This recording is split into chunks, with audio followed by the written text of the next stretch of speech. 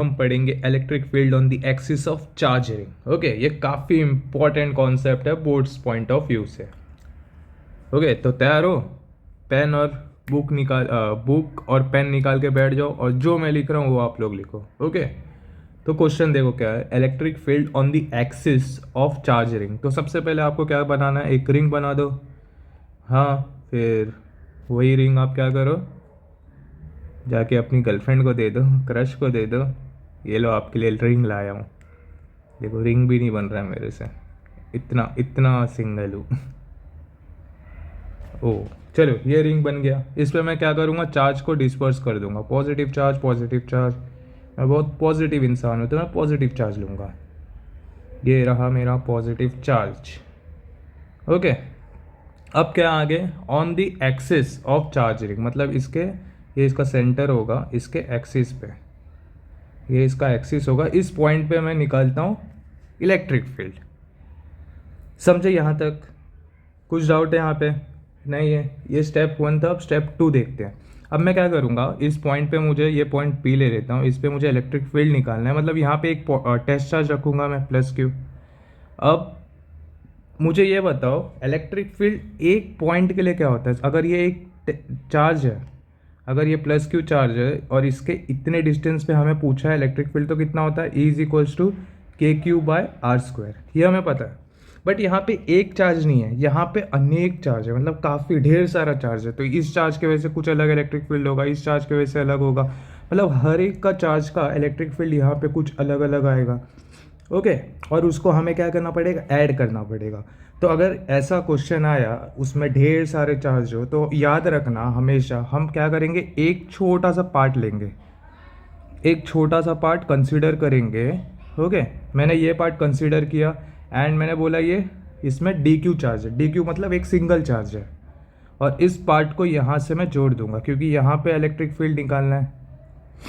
इस चार्ज के वजह से यहाँ पे एक इलेक्ट्रिक फील्ड बनेगा, और ये पॉजिटिव, मैंने क्या बोला, यहाँ पे टेस्ट चार्ज लेने के लिए, तो ये रिपेल करेगा। मतलब इसका इलेक्ट्रिक फील्ड का डायरेक्शन डी ऐसा होगा।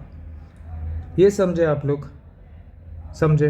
ये डिस्टेंस मैं आर लेता हूँ, ये डिस्टेंस एक्स लेता हूँ, एंड ये डिस्टेंस हमारा क्या होगा, रेडियस आर। यहाँ तक समझे? ये स्टेप सेकंड था। अब थर्ड स्टेप क्या करो, यहाँ पे एक एक्सिस बना लो, Y axis, X axis. Okay, अब मुझे बताओ ये डी जो है वो एक्स एक्सिस या वाई एक्सिस में आ रहा है क्या? नहीं आ रहा है। तो इस केस में हम क्या करेंगे, इस केस में हम रिजोल्यूशन करेंगे। ओके, याद रखना कभी भी अगर सपोज करो ये मेरा एक्स एक्सिस है, यहाँ से फोर्स जा रहा है या इलेक्ट्रिक फील्ड जा रहा है, वेलोसिटी कोई भी एक वेक्टर जा रहा है एक थीटा एंगल पे। ओके, तो हम इसको रिजॉल्व करेंगे इस साइड एंड इस साइड। तो इस साइड क्या हो जाता है, थीटा के साथ है तो एफ कॉस थीटा, और इस साइड क्या होगा, एफ साइन थीटा, इसका परपेंडिकुलर। देखो अब एक्स एक्सिस में भी आ गया, वाई एक्सिस में भी इसका फोर्स का रिजोल्यूशन आ गया। ओके, ये आप लोग बेसिक पता होगा, 11th में पढ़े थे। चलो तो इसको रिजॉल्व करते हैं। इस साइड क्या आएगा, डी ई कॉस थीटा, और इसके परपेंडिकुलर में क्या आएगा, डी, एक मिनट, परपेंडिकुलर ना, हाँ ये रहा, डी ई साइन थीटा। ये समझे? यहाँ तक समझे?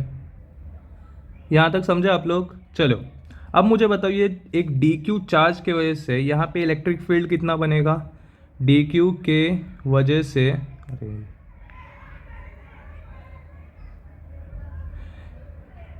एक इलेक्ट्रिक फील्ड बना जो होगा k d q by r square. ये समझे? अब देखो, अब नेक्स्ट स्टेप, अब हम ये छोटा छोटा डी क्यू हर जगह लेंगे ना, ये यहाँ लिए, यहाँ लिए, सपोज करो मैं यहाँ एक लेता हूँ। अगर मैं यहाँ पे एक छोटा सा डी क्यू लूँगा तो ऑब्वियसली ये क्या होगा, यहाँ पे इलेक्ट्रिक फील्ड बनेगा इसका डी ई, एंड इसका ऊपर का कंपोनेंट साइन थीटा और यहाँ का कॉस थीटा। ओके, तो साइन थीटा और साइन थीटा क्या हो रहा है, कैंसिल हो रहा है। देखो ध्यान से देखो, अगर ये कंपोनेंट लिया मैंने तो यहाँ पे इसका साइन थीटा बना, और ये कंपोनेंट लिया तो यहाँ पे साइन थीटा बनेगा। तो साइन थीटा और साइन थीटा क्या हो रहा है, कैंसिल हो रहा है। Okay, D E sine theta component of each element D Q is cancelled. तो हम इंटीग्रेट किसको करेंगे,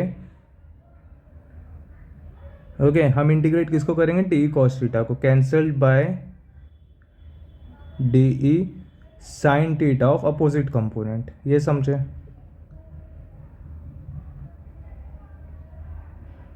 ये पार्ट समझे यहाँ पे, ये इंपॉर्टेंट पार्ट था। अब हमें पता है कि डी ई कॉस थीटा को हमें इंटीग्रेट करना है, तो क्या हो जाएगा यहाँ पे, ई नेट, चलो डी ई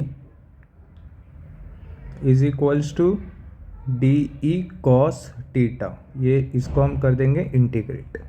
ओके अब देखो ये मुझे बताओ, चलो ये आर सेम होगा क्या, आर सेम होगा, एक्स ये भी सेम होगा, एंड आर ये भी सेम होगा, ये तीनों चीज़ क्या होगा, सेम होगा हर एक कंपोनेंट के लिए, remain same for every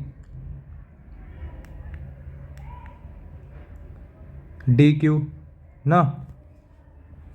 change क्या हो रहा है, बस ये डी क्यू चेंज हो रहा है। ओके ये समझे, यहाँ तक समझे, कुछ डाउट है।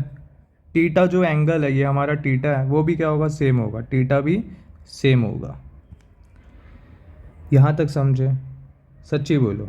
चलो एक और चीज़ हम कर ही लेते हैं, अभी ये मेरे पास दिख रहा है, ये आर का वैल्यू क्या होगा, ये जो आर है हमारा यहाँ पे, इसका वैल्यू क्या होगा, r is equals to under the root r square plus x square होगा, पाइथागोरस थ्योरम लगाया। ओके चलो ये अगर थीटा है मेरा, तो कॉस थीटा कितना होगा, ये भी देख लेते हैं अब। Cos theta is equals to कितना होगा, एडजेसेंट अपॉन हाइपोटेन्यूज ना, एडजेसेंट अपॉन हाइपोटेन्यूज, तो एक्स अपॉन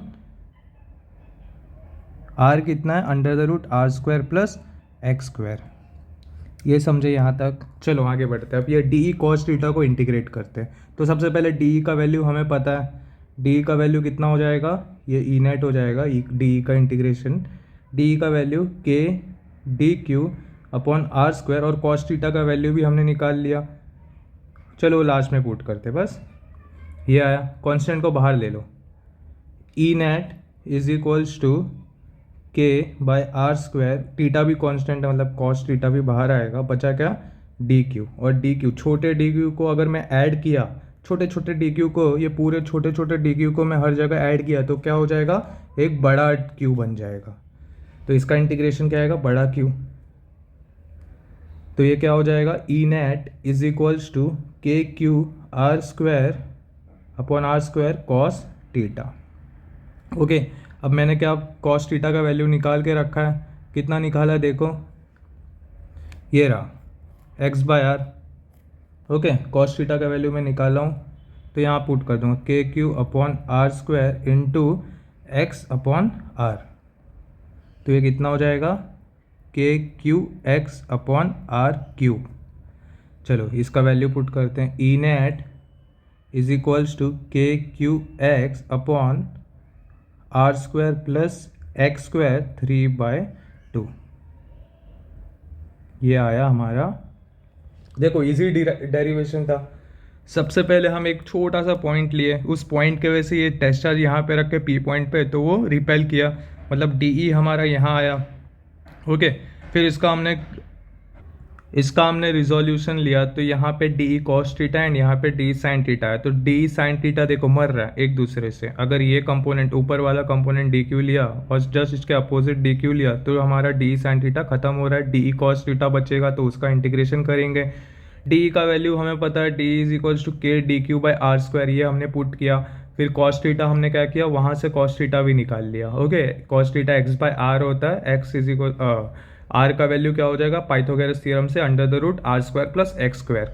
फिर हमने देखा कि के कांस्टेंट था, आर स्क्वायर कांस्टेंट था और कॉस थीटा कांस्टेंट था, वो बाहर निकाल लिए, बचा डी क्यू। तो डी क्यू का इंटीग्रेशन कितना हो जाएगा, बड़ा क्यू हो जाएगा। ओके अगर छोटे छोटे क्यू को ऐड किए तो बड़ा क्यू हो जाएगा। फिर कॉस थीटा का वैल्यू पुट किए और ये आंसर हमारा आया।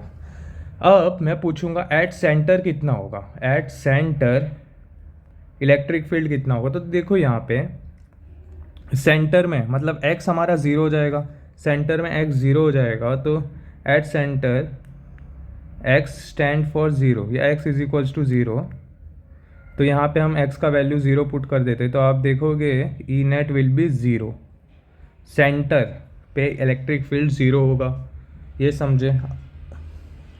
ये समझे कि नहीं? चलो, अगर मैं बोलता हूँ if x is greater than r, मतलब x काफ़ी डिस्टेंस पे, मतलब ये जो p पॉइंट हमने लिया है काफ़ी दूर लिया है, तो उस केस में हमारा फॉर्मूला क्या होगा? x अगर काफ़ी दूर है तो हमारा X square plus R square stand for X square हो जाएगा। ओके, तो हमारा ई नेट कितना आएगा? E net will be equals to के Q x upon X cube, मतलब ई नेट एक्स और एक्स कैंसिल कर देते, E net is equals to K cube by X square. तो ये सेम किसका फॉर्मूला हो गया? अगर एक सिंगल पॉइंट है, देखो स्टार्टिंग में हमने किया, अगर एक पॉइंट चार्ज है उसका फॉर्मूला, मतलब अगर हमने दूर से इलेक्ट्रिक फील्ड निकाला, ये रिंग से काफ़ी दूर इलेक्ट्रिक फील्ड निकाला, तो उस पॉइंट पे अगर सपोज करो आप खड़े हो तो आपको रिंग एक पॉइंट दिखेगा, समझे ना? तो इसलिए हमारा मतलब यहाँ पे लिख देता हूँ, it behaves at a point charge. ये समझे? चलो अब मैं बोलता हूँ थर्ड केस कि अगर इन्फिनिटी, देखो ये फर्स्ट केस था, ये सेकंड केस था, अब थर्ड केस में क्या बोलता हूँ, अगर आप इन्फिनिटी एक्स को इन्फिनिटी पे लेके गए, मतलब पी पॉइंट को इन्फिनिटी पे लेके गए, तो तब इलेक्ट्रिक फील्ड कितना होगा? तो ई नेट इस केस में भी क्या आएगा? 0 आएगा। समझे? ये समझे? तो ये डेरिवेशन काफ़ी इंपॉर्टेंट है बोर्ड्स के लिए, तो जैसा मैंने बताया स्टेप वाइज वैसे ही लिख लो और वैसे ही पढ़ लो।